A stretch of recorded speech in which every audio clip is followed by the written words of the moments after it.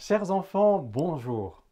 Après avoir abordé les croisades, aujourd'hui, allons à la découverte du XIIe et XIIIe siècle en explorant le sujet passionnant des cathédrales. En effet, ces deux siècles peuvent bien être appelés les siècles des cathédrales. Est-ce à dire qu'avant le XIIe siècle, il n'y avait pas de cathédrale? Bien sûr, chaque diocèse avait sa cathédrale, mais pour la plupart, elles étaient d'un style différent de celui que nous connaissons aujourd'hui. Avant d'entrer dans le vif du sujet, posons-nous cette question préliminaire.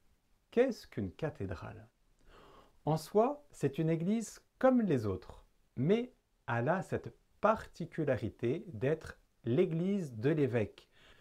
Et cela est signifié par la présence du siège, du trône liturgique de l'évêque, d'où il exerce sa triple fonction de gouverner, de sanctifier et d'enseigner le peuple qui lui est confié. Et justement, ce siège, ce trône liturgique est appelé cathèdre, d'où le nom de cathédrale, pour signifier l'église dans laquelle l'évêque siège. Jusqu'au XIIe siècle, les cathédrales sont généralement des églises romanes, à l'architecture simple et sobre, avec peu d'ouverture et des voûtes en plein cintre, c'est-à-dire en demi-cercle, ce qui donne un aspect massif et une grande sobriété, comme nous le voyons sur ces images. On y retrouve le style antique, byzantin et oriental. Encore aujourd'hui, il reste en France quelques églises dans ce style roman, comme la cathédrale Saint-Front de Périgueux ou celle d'Angoulême. Les XIIe et XIIIe siècles vont être des siècles de grande prospérité, marqués par une croissance économique forte, accompagnée d'une augmentation de la population et d'un affermissement du pouvoir royal. Les si belles cathédrales gothiques qui vont être édifiées alors sont en quelque sorte la synthèse de l'essor économique et culturel de ce temps, mais aussi l'expression de la foi forte qui anime alors le cœur des Français en ce temps du Moyen Âge. Alors qu'au Xe et au XIe siècle, plusieurs abbayes de style roman ont été édifiées, à partir du XIIe siècle, plusieurs évêques vont entreprendre la transformation ou même la reconstruction de leur cathédrale. Avec de nouvelles techniques de construction et l'utilisation de la géométrie, les architectes vont chercher une solution au problème du poids très lourd des voûtes en plein cintre qui étaient en pierre. Ils vont innover avec deux éléments inconnus jusqu'alors et qui sont les deux grandes caractéristiques du nouveau style, à savoir la croisée d'ogive et l'arc-boutant. Ainsi, du style roman, nous allons passer à ce qui s'appellera plus tard le style gothique. Au début, ce style reçoit ce nom par dérision. Le mot gothique vient de goth, ce qui veut dire barbare. En quoi consiste donc la croisée d'ogive?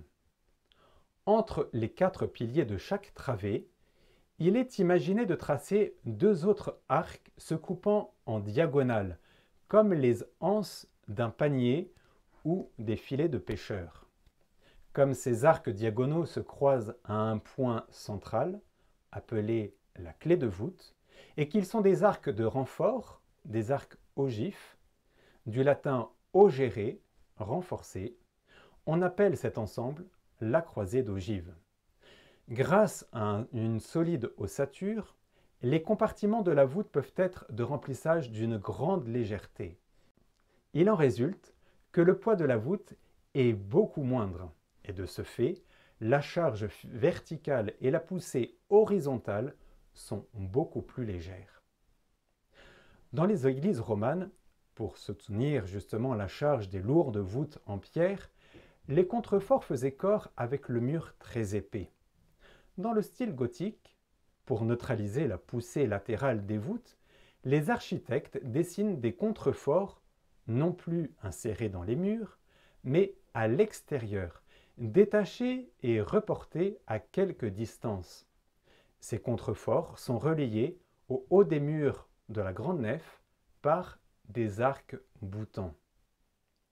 Ces deux éléments nouveaux, la croisée d'ogive et l'arc-boutant, entraînèrent d'importantes modifications dans la structure générale de l'édifice.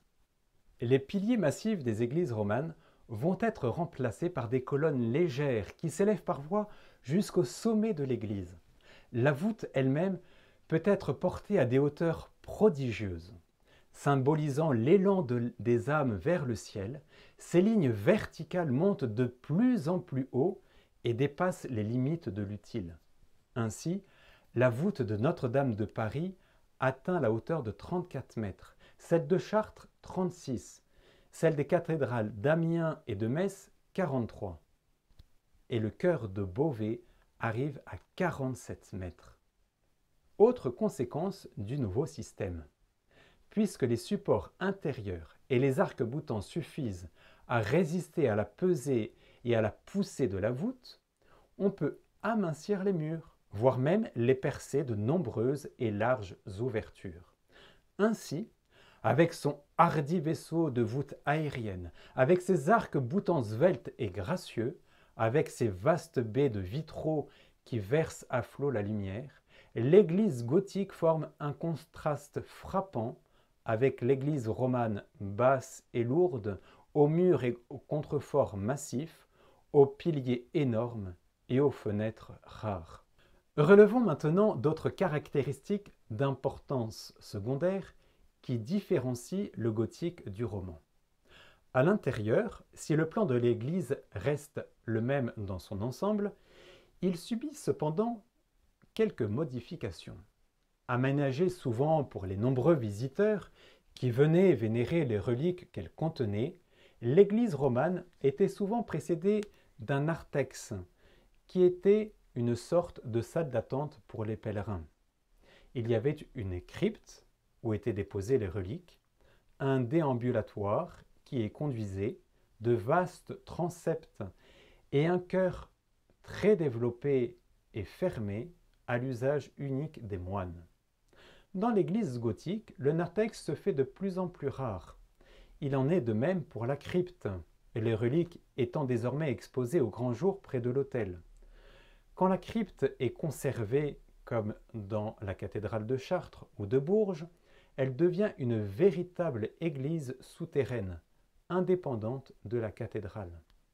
Le transept, qui était dans l'église romane un espace réservé aux religieux, subsiste, mais il se réduit à des proportions beaucoup plus petites. Le chœur gothique reste vaste. Il est habituellement entouré d'un déambulatoire et précédé parfois d'un jubé. Pour la décoration, la sculpture tient une place prépondérante.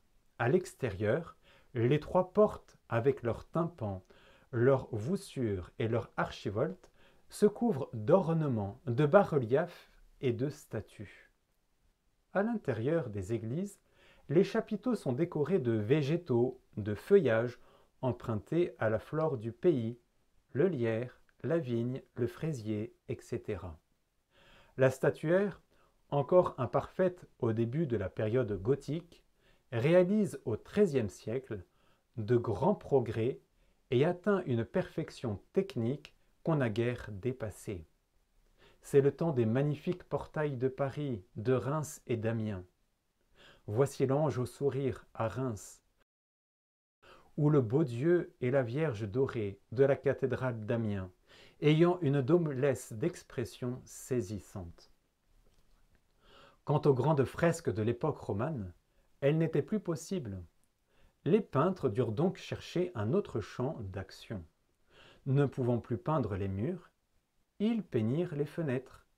Le vitrail prend alors, à l'époque gothique, un immense développement.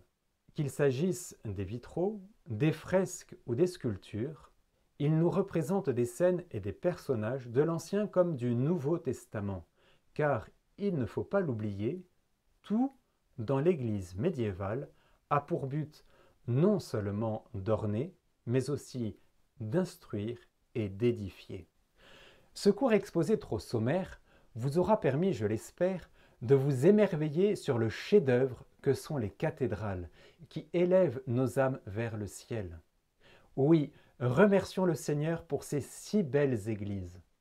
Demandons à Notre-Dame de veiller sur la France et que nos cathédrales ne deviennent pas de simples musées d'un passé révolu, mais qu'elles demeurent des églises de prière, d'adoration et de louange à la gloire de Dieu, Créateur et Sauveur.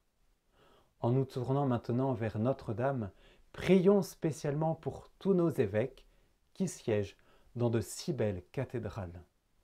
Je vous salue Marie, pleine de grâce, le Seigneur est avec vous. Vous êtes bénie entre toutes les femmes, et Jésus, le fruit de vos entrailles, est béni. Sainte Marie, Mère de Dieu, priez pour nous pauvres pécheurs, maintenant et à l'heure de notre mort. Amen.